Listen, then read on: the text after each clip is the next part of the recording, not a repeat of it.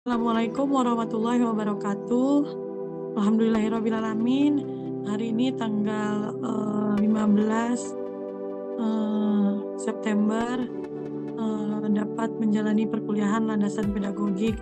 Pada kesempatan ini kami dari kelompok 2 yang terdiri dari saya Kaniska Kristianti, Lydia Francisca, Lili Fitriani, dan Nila Haryani akan membahas tentang materi hakikat martabat serta fitrah manusia, khalifah di bumi, dan visi misi pendidikan PAUD yang sesuai dengan Pancasila. Hakikat martabat serta fitrah manusia, khalifah di muka bumi. Pandangan psikoanalitik, hakikat manusia digerakkan oleh dorongan-dorongan yang dari dalam dirinya yang bersifat instinktif. Tingkah laku seseorang diatur, dikontrol oleh kelakuan psikologis yang ada di dalam diri manusia. Kedua, pandangan humanistik, manusia memiliki dorongan-dorongan dari dalam dirinya untuk mengarahkan dirinya mencapai tujuan yang positif. Terus berubah, berkembang untuk menjadi pribadi yang lebih baik. Manusia juga digerakkan oleh rasa tanggung jawab sosial dan keinginan mendapatkan sesuatu. Pandangan Martin Buber, manusia adalah eksistensi atau keberadaan yang memiliki potensi namun dibatasi oleh kesemestaan alam. 2. Pandangan behavioristik, manusia sebagai makhluk yang reaktif dan tingkah lakunya dikendalikan oleh faktor-faktor dari luar dirinya, yaitu lingkungan. Lingkungan merupakan faktor dominan yang melekat hubungan individu, hubungan yang diatur oleh hukum-hukum belajar di teori pembiasaan dan keteladanan. Beberapa pendapat lain tentang manusia. Yang pertama, pandangan mekanistik. Dalam pandangan mekanistik, semua benda yang ada di dunia ini termasuk makhluk hidup sebagai mesin dan semua proses termasuk proses psikologi. Yang kedua, pandangan organismik, menganggap manusia sebagai suatu keseluruhan atau gestalt yang lebih dari hanya penjumlahan dari bagian-bagian. Yang ketiga, pandangan kontekstual, manusia hanya dapat dipahami dalam konteksnya. Manusia tidak independen, melainkan merupakan bagian dari lingkungannya. Manusia menurut pandangan Islam, beberapa dimensi manusia dalam pandangan Islam seperti Damista 2007, 18-37. Yang pertama, manusia sebagai hamba Allah. Sebagai hamba Allah, manusia wajib mengabdi taat kepada Allah selaku pencipta. Hak Allah untuk disembah dan tidak disekutukan. Yang kedua, manusia sebagai al-nas. Manusia disebut al-nas. Konsep an-nas ini mengacu pada status manusia dalam kaitannya dengan lingkungan masyarakat sekitar. Yang ketiga, manusia sebagai khalifah Allah. Hakikat manusia sebagai khalifah Allah di bumi dijelaskan dalam surat Al-Baqarah ayat 30 dan surat Sad ayat 26.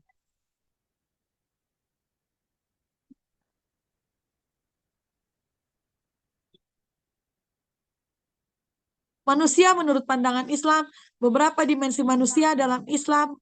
Ingatlah ketika Tuhanmu berfirman kepada malaikat, sesungguhnya aku hendak menjadikan seorang khalifah di muka bumi. Mereka berkata, mengapa engkau hendak menjadikan khalifah di muka bumi? Orang yang akan membuat kerusakan dan menumpuhkan darah. Lalu, hai Daud, sesungguhnya kami menjauhi kaum khalifah, penguasa di bumi ini. Maka berilah keputusan di antara manusia dengan adil dan janganlah kamu mengikuti hawa nafsu karena ia akan menyesatkan kamu dari jalan Allah. Selanjutnya 4, sebagai Bani Adam. Merujuk pada Al-Quran bahwa manusia adalah keturunan Nabi Adam, bukan evolusi makhluk lain. Konsep yang menyatakan bahwa manusia berasal dari keturunan yang sama dan harus diperlakukan sama. Yang kelima, manusia sebagai Al-Ihsan.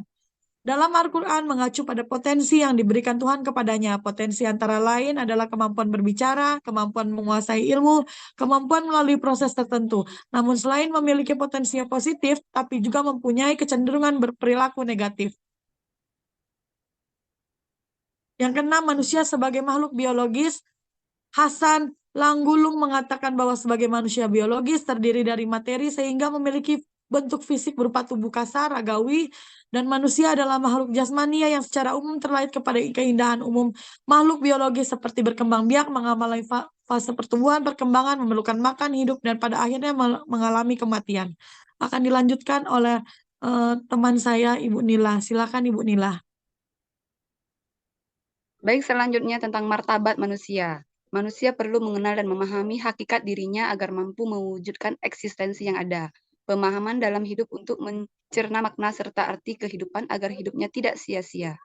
Dan tujuan hidup manusia, satu tujuan umum adanya manusia di dunia, sebagaimana tertera dalam Quran Surah Al-Anbiya ayat 107.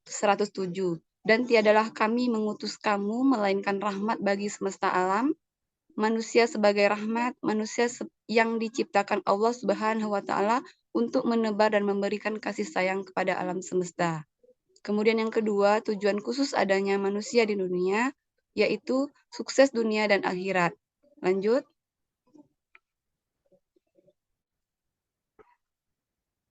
Yang ketiga, tujuan individu dalam keluarga.